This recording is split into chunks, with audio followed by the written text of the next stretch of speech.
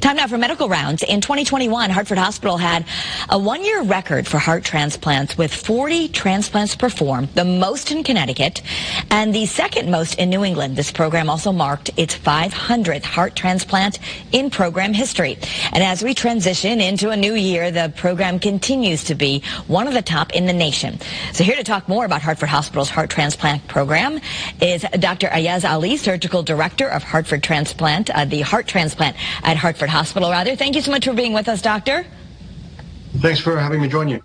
So, this program continues to accomplish major milestones. Why do you think it's been so successful? Well, I'm fortunate to work with a great team, and also Hartford Healthcare is very invested in helping patients with heart failure.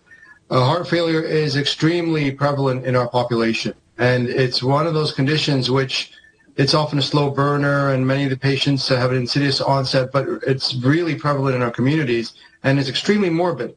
Although it doesn't carry the same sort of dread as conditions and diagnoses like cancer, it has similar, or even worse outcomes than most forms of cancer.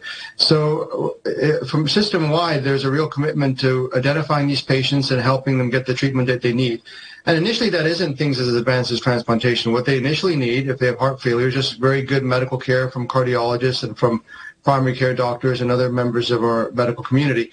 But when they do progress to the point where they're unable to continue to live functional lives despite being optimally treated with medications and other measures, then of course the delivery of these advanced treatments such as transplantation becomes very worthwhile for them in being able to continue with their lives and getting back to good health.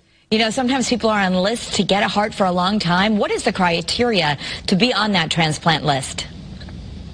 So to go on to the heart transplant waiting list, it's a very carefully planned decision which involves a rigorous evaluation phase. So first of all, again, we have those patients with heart failure who may have been treated for their heart failure in the community by other physicians and clinicians for some period of time. And they make their way to our heart failure medical team because of their ongoing problems with heart failure. If we then feel that we can no longer help them with conventional means, we will open up a heart transplant evaluation.